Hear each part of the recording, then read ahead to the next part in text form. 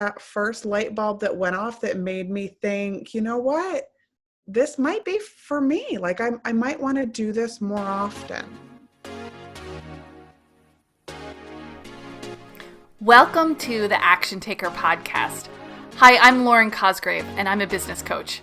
In this podcast, you'll find an action-packed look at the strategies, tactics, and mindset that lead to successful online coaching, consulting, and service businesses, even if you're a mighty team of one.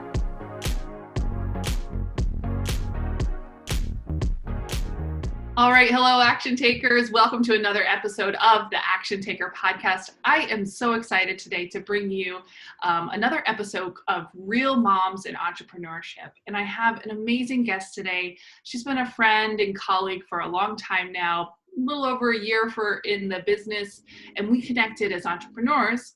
She's the owner of a company called the 910 Company, and she is an expert at helping business owners get their businesses started and off the ground. And I'm so excited for you guys to listen to what she has to share, her wisdom, the way that she balances a family and her work, and want to dive into it today. So Kaylee, thanks so much for being here. Thank you so much for having me. I appreciate you letting me come on your awesome platform and speak with you. And like you said, it's funny how we met, which was through entrepreneurship, and you having an awesome, branding headshot that I loved. But ever since then, we've kept talking, and I love staying in touch with you. So thanks. Yeah. And so Kaylee, tell us a little bit more about your business. I give just like the quick overview, but what is it that you do? Like, how do you, what does a typical average day look like for you? Yeah. So, like you said, we founded the 910 Company on helping small businesses get their start. And I ran into that when one of my best friends lost her kind of corporate America job. She was an interior designer. She worked in home building, sort of those design centers that you go into and pick all your pretties out. And she lost her job. And she didn't know if she wanted to go back into the workforce. So she decided that she was going to go out on her own. And I was like, great. So we're going to figure out how to start a business. And it was a lot of Googling, and it was just a lot of searching, and it was a lot of trial and error, and it was a lot of note taking and, action taking and action planning. But she's been in business for a little over 3 years now, and she has great growth year over year. She makes more than she did when she was at that company. And like watching her have that happiness kind of made me excited because I got to help a friend, enthusiastic because it was a woman. And, sometimes I don't feel like we get that fair shake that we need. She's a single mom. So, that was exciting for her and trying to figure out how we were going to balance everything. And it was kind of like that first light bulb that went off that made me think, you know what? This might be for me. Like I might want to do this more often. Excellent. Great. And if you were to look back at the beginning of starting your business, like during that first iteration, what's something that you wish you knew back then? Like if you could go back and like talk to that version of Kaylee doing that first project with your friend, what would you tell her now? What was something you wish you knew? I wish I knew how much goes in behind the scenes for people before you get to see that pretty virtual storefront. It's a lot of things, I want to start a business, and sometimes a lot of people just jump on social media because they think that that's where they can start. I tend to say that I like to do it the right way, which is, you need to have an LLC. And what does an LLC cost? And you need to have those separate bank accounts because, that's important to keep that money separate. And you got to have a tax person or a bookkeeper or someone that's going to be able to figure out how all of this income is going to work out at the end of the day. And then you need to decide if you want to have a website and what you're going to offer and what are your packages or what are you selling. And it's so many little pieces that sometimes people just want to put that pretty up front and kind of, play around and maybe make a logo. And they're like, I'm a business, I have a logo. And it's, you don't want to knock them down. You don't want to take that thunder from them, but it's like, yes, you are, but just Mhm. let me help you get all of those other things in order so that you can feel more successful on your back end and you can really start to do the things that you want to do and that you're good at. Let me handle some of that stuff in the background that's not as fun and pretty. Yeah, I think that's so important. This is such a need in the marketplace. I think it's a real gap is helping people on what I call their trek into entrepreneurship, of building those foundations. And a lot of those activities are one and done. But if you don't do them in the beginning, you can get yourself in a little bit of trouble, down the road, right? And it's those elements that legitimize your business and set you up for success in the future. So I love that you're working in this space. I think that there's really very few people that specialize in this one aspect of it. So it's a great, fantastic niche. Maybe you could tell us a little bit about who's an ideal client for you. Who's a good fit for someone that's like has a great business idea? Who do you love to work with? So it's funny because I don't know if a lot of entrepreneurs feel like this, but I do honestly feel like I like to work with women that are like me. I love Mhm. working with female entrepreneurs and female small business owners. That is not to say that I won't work with men, but I market myself and market my social media, my websites and things like that more geared toward women. And that's a lot because, sometimes I feel like in this business world, we can get a little brushed over. I feel like, people can kind of blow by us with information. And I think for women, we make decisions more emotionally than men can sometimes. So I want to Mhm. make sure that I'm feeding into that for a woman and making her feel comfortable with her decisions that she's making with me. Mhm. Um, I love working with moms. It's such a Yeah. commonality to be able to talk about kids no matter how old they are, what stages they're in, and that's wonderful for me. My mom was a single mom and a working mom, and it was never really a thought for me if I would decide if I would continue to work after I had my daughter. Mhm. I just honored and respected watching her go to work every day, and I knew that that was something that I would want. But that's not to say that while I still, have a full-time job and work on my job and try to make this business something that it could be for me full-time, Mhm. um, that is sort of a goal for me. And that's why, I want people to see the passion that I have for my own business and my own goals someday. I want those same passions for them. I know a lot of Yeah. them start businesses potentially, right after maternity leave. A lot of them go back to those corporate jobs after and say, I don't feel like I had enough time with my baby. And, that kind Mhm. of stinks. And, what if I have another one? How's that going to work? And Mhm. maybe I want to stay home, but am I going to be bored? And, Mhm. it's like those are their light bulb moments that are starting to connect. And I just say, if you have a passion and you have something that you're good at, like we can make that into a business and we can get you off the ground. Oh, you're such a great role model, and I love your like belief in other people's dreams. That's awesome. And Yes. Kaylee, what are some of the things that keep you going? Like you got a lot going on. You got a family. You've got another, job that you're working at. You've got this business. What still gives you that energy to keep going? Because so many entrepreneurs get started and they never finish. They kind of like putter out. They lose steam. What is it that keeps you motivated, keeps you going? Because I've seen you do nothing but continue to put more energy to continue to show up even more. And I love seeing that coming out in your social media feeds and in your business. So what is it that helps you continue to grow that passion? I think a lot of it is having a good support system around you. You Mm, probably remember this when we spoke. My husband was never one to say, no, you can't do that. He's just the more smart and practical and kind of weary one to say, if you're going to do this, please do it right." okay. And, within a year, he's fully on board and he does all of our video and photography. Hmm. He's editing videos at night, So to have a good support system, my family has always supported me. I have great friends that support me and I have an awesome husband that supports me.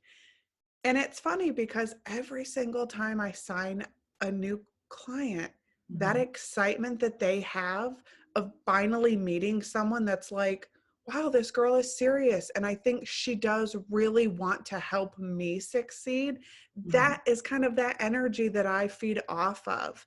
I love hearing those stories of women that are, I want to quit my job and I don't like to be here. And, I know that there's something more for me. I thought Mhm. corporate America was where I wanted to be, but it's just not. Mhm. And it's like every single time I meet one of those new women, I always think like you're my favorite and you're my favorite and you're my favorite. And they're all just different, but the passions that they have for their businesses is great. And I get to learn something new all the time. I get to learn about photography, or I get to learn about interior design, or I get to learn about like vinyl crafts, like just all of these cool things. So I just Wow. like gain this plethora of knowledge from all of these different business owners, which is really cool. Mhm. That's great. That's great. So Kaylee, what's one of the biggest myths about your business? What is something that people come to you saying, "Oh, I want this," and you're like, "No, honey, we need to do something different." I think the biggest myth that I run into is time. With a Ah, lot of, what I personally focus on is websites, mhm. and getting, good quality websites up for people. And I think the myth of, the Squarespaces out there and a lot of, done for you templates out there, Yes. are appealing to people. The cost is appealing to people, of course, right? They don't think that they Mhm. need all the things that they need. And when you dig out down into the nitty gritty, and you have to create a privacy policy at the bottom, or you have to Mhm. create a refund policy, or you have to create a terms and conditions.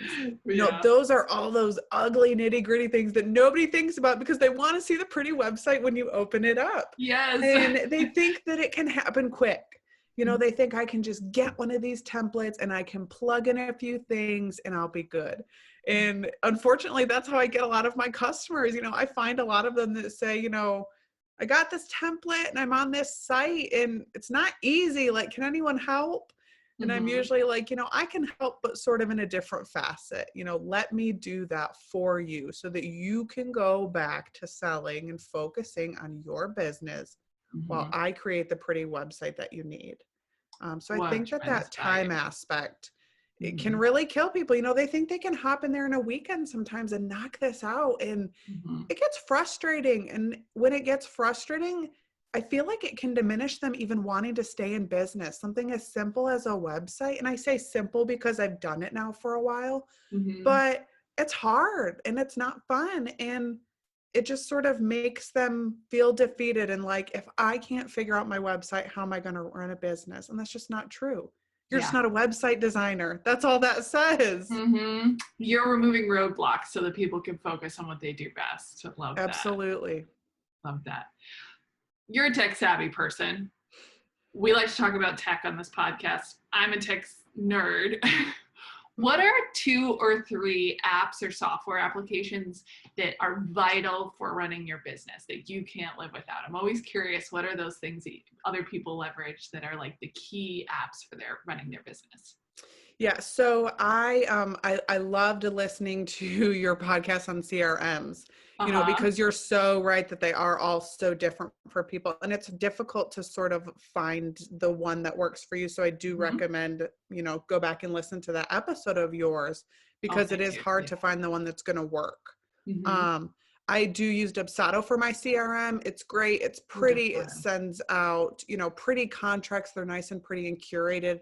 Can do, many different things. It logs Mm-hmm. my projects.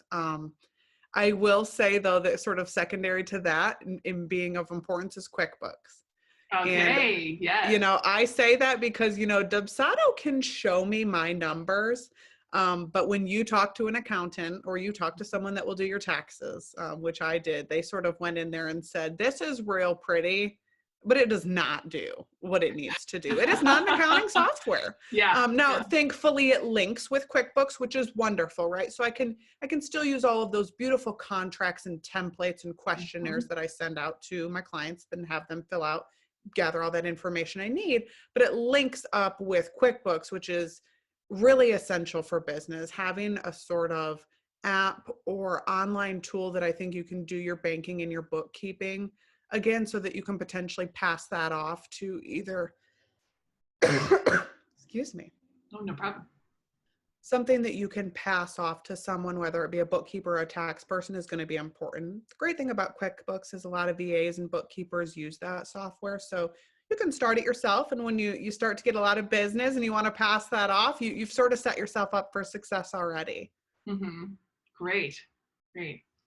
And if someone's listening to this podcast that's has that dream written on their heart, that's ready to start a business, but they don't know where to begin, what do you recommend to people that are in that situation? What are like the maybe 1 to 3 first steps that that person should start taking?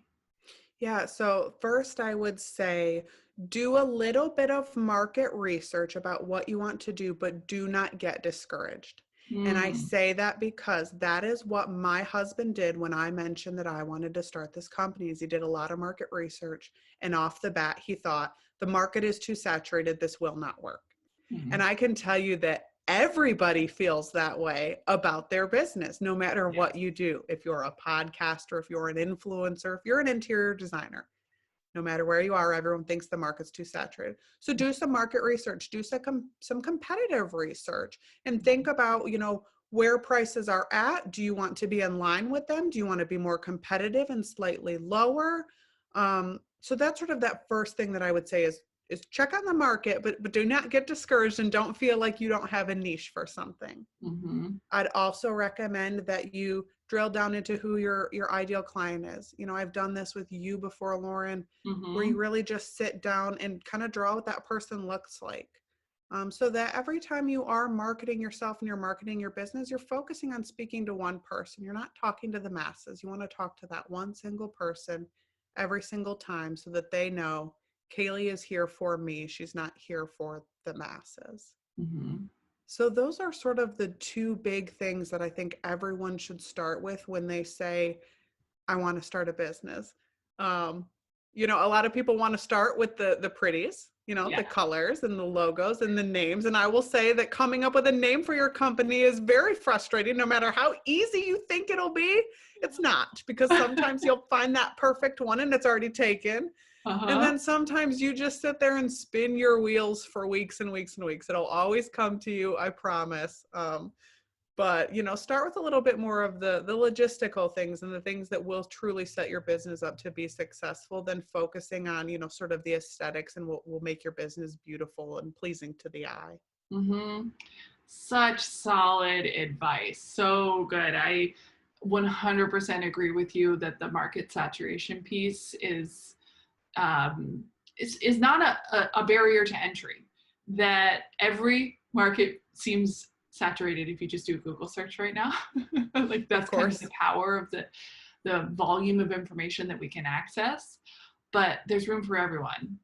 There's there is, room, because no one's going to do it like you. No right? one does a podcast like you, and no one designs websites the way I do, and no Mm-hmm. one has the sort of client interaction that I can give them. No one can copy you, and that's always what's going to make your business different. It's just Yeah. you being you inside your business. Mm-hmm. So good. So good. Well, Kaylee, my last question for you is what does it mean to be a real mom of entrepreneurship to you? I think for me, and it could be because I had a daughter and she's my first. I Mhm. think that being a true role model for her and setting a foundation to show her, sort of like I would say my mom did, that the door is never closed for you, the glass ceiling is never there. I don't want her to ever see barriers pop up. Mhm. Um, and a lot of that comes with having a supportive husband, and her having a supportive dad, to be able to see that he dumped, not only, financial resources into this business with us, but his time and his emotions to it. So I really want her to be able to see that. And I want her to see me do something that I like to do every day. Like I said, I'm striving to make this business bigger potentially someday, and I want her to be able to see me wake up and happy to go to work and excited about going to work. And I want her to overhear those phone calls of me helping other women, Mhm. and feel empowered to know that that's kind of what her mom does for a living, is that she helps other women with their dreams. That we're not left behind, that we're only leading the charge forward. And we're gonna be here. We're gonna be around for a while. We're not going anywhere. So So beautiful. So beautiful. Oh, I love that. Well, Kaylee, it has been my pleasure and honor to chat with you today. Where can people find you? Of course, I will give this as a business tip as well. When you're picking out a name, try to find something that can be cohesive everywhere. Yes. So I am the 910 Company on everything. So the 910company.com, as Mhm. well as on Facebook and Instagram, and it's all spelled out. So NINETENCOMPANY with the word All the right. front. But yeah, Excellent. Well, thanks so much, Kaylee. thank you so much, Lauren. I appreciate it. All right. And last but not least, don't forget to join the Action Taker community. It's an awesome group of individuals, entrepreneurs, and high performers just like you that are striving for excellence and for success and to take their business from side hustle to careers. Head over to facebook.com/groups/Action Taker community. You can also just search the Action Taker community on Facebook. Would love to have you there. There's a special invitation to be able to also come join in on an Action Taker Elite coaching session for free. So I've got as much stuff as I can give you right now. You can go get the free guide at laurencosgrave.com/free guide and go join the Facebook group, the Action Taker community, so that you can join those of us that are working alongside you. And if you're up for it, come join us. Come check out the Action Taker Elite coaching program. See if it's the right fit for you. Remember, Action Taker, until next time, remember that normal is boring, success is inevitable, and action taking is always the next right step.